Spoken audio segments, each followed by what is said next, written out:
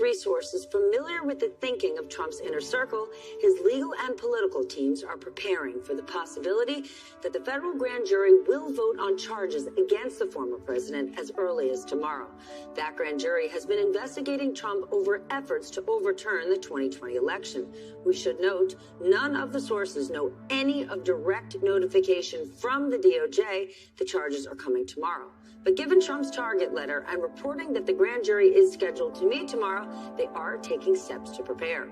We're also following the latest on President Biden's son, Hunter. He headed into federal court this morning for what was supposed to be a fairly routine hearing to put his legal troubles behind him.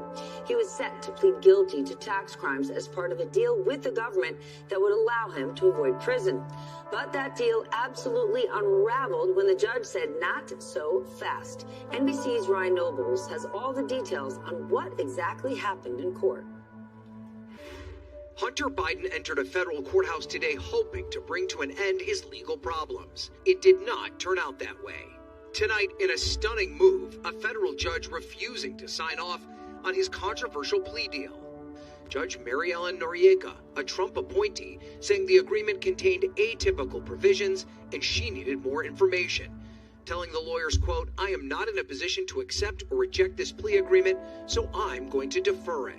At one point, as the deal was unraveling, Biden's attorney declaring, quote, "We'll rip it up," while prosecutors revealing their investigation into Hunter Biden is ongoing, and the deal would only absolve Hunter of legal issues between 2014 and 2019, and only on drugs, taxes, and firearms charges. Hunter Biden today pleading not guilty to the tax charges.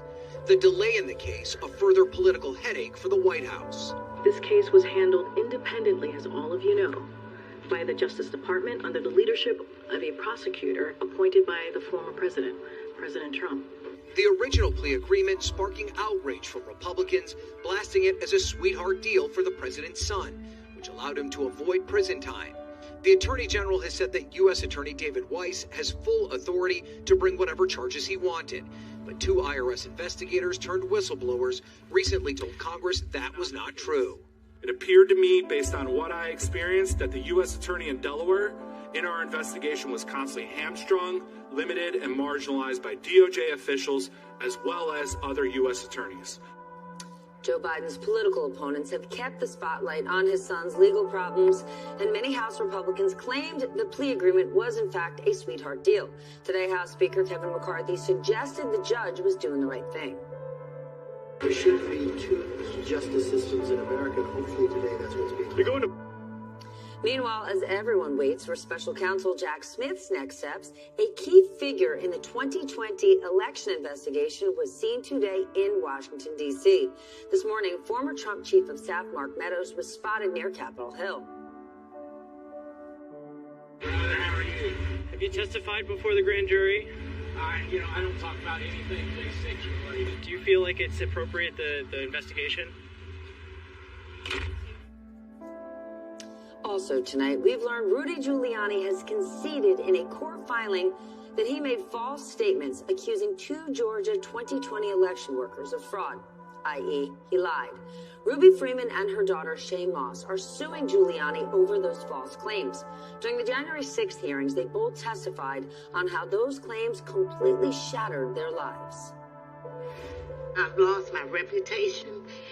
I've lost my sense of security. All because a group of people, starting with number 45 and his ally, Rudy Giuliani, decided to scapegoat me and my daughter, Shay, to push their own lies about how the presidential election was stolen.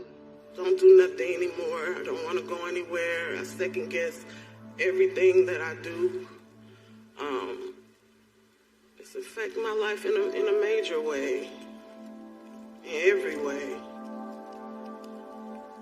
All because of lies. In 2018, an anonymous senior official published an op-ed in the New York Times titled, "I am part of the resistance inside the Trump administration." Then in 2020, that official revealed himself as Miles Taylor, former Department of Homeland Security Chief of Staff. Now with a new book out under his own name, Taylor has an urgent new warning for Americans. I'm happy to have Miles Taylor here tonight. He's also the co-founder and senior advisor of the Forward Party. The new book is called Blowback, a warning to save democracy from the next Trump. And he's got a new podcast called The Whistleblower Inside the Trump Administration. Miles, I am so glad you are here.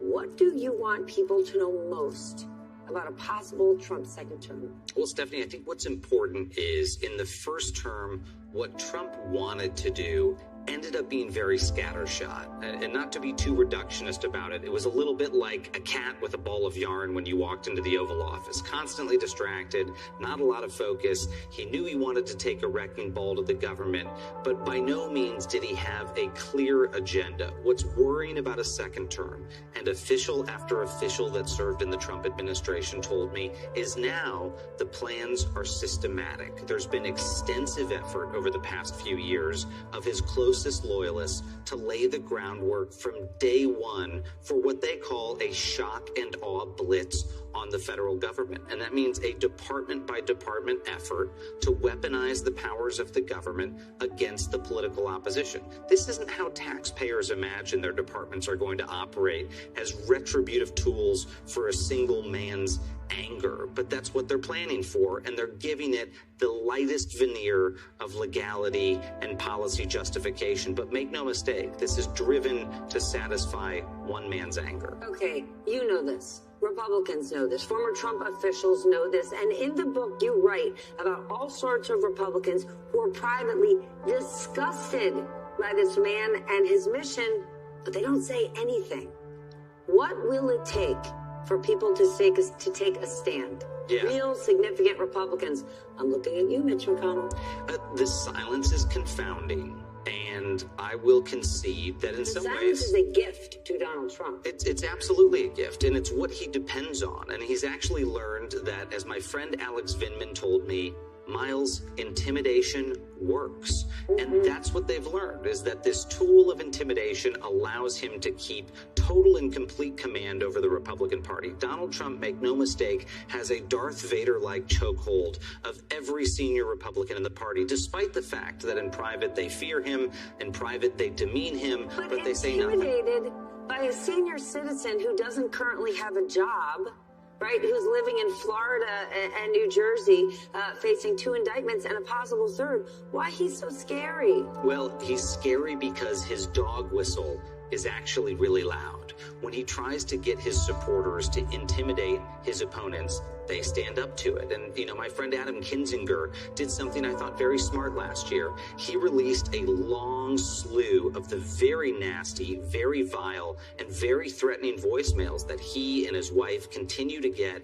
And he released those threats to show how bad it's getting. I've had the same thing happen to me. I've followed Adam's lead and put those things out there so people realize how severe the intimidation is. But Republicans have been cowed into silence. But, you know, I want to point back to Adam, because he said there's something worse than that they fear, something worse than the threats to their families. And I said, what could that be, Adam? What could they fear more than their families being threatened when they're home? And he said they losing power, and they fear being kicked out of the tribe. They care more about their tribal affiliation than they do about the fear of death. But the tribe has changed, right? That tribe was once I want to be part of the Bush scene, the Paul Ryan scene, right? The Ronald Reagan universe. We're now talking about the people that are rolling up January 6th style, or at a Trump rally, or who are pushing election fraud claims. Who, you know, your tribe, the tribe isn't who the tribe was. So are people saying, oh, I'll hang with this new crew? Well, to give you a sense also of how dramatically it's changed, I point to an anecdote in the book about how during election 2020, I traveled to every swing state to try to talk to Republicans and say, listen, I was there. I saw the man up close. I'm a fellow conservative. Don't vote for him. And I saw something when I was traveling through Pennsylvania. There was a sign in someone's yard that basically said, I love Donald Trump and Ronald Reagan sucks. And I thought that's such an odd thing for a conservative to say. And Trump for years has said... An odd sign to put in your front yard. That's right. And Trump for years has said, you know, I'm bigger than Reagan and I'm bigger than Lincoln, and I thought it was an absurd hyperbolic thing, but you know what, Stephanie? I now think there was some truth to it, because Reagan and Lincoln never had this bizarre cult of personality that Donald Trump has built around the country, to the point that for some of his supporters, it's nearly religious and messianic. That's what we're contending with, and it's something we haven't experienced in modern day politics. All right, so my last question before we go. You are the co-founder of the Forward Party, right? And so in theory, this idea, a third party candidate, America wants something different, but yeah, wouldn't a third party candidate, like what No Labels is doing, only help Donald Trump? Yeah, well, I helped stand up the Forward Party. I'm not currently affiliated with it anymore, and I want to see more choice and competition in our democracy. But one of the last things that I made sure of before I stepped back from leadership at Forward was saying we must publicly commit to not run a presidential candidate, and that organization did so.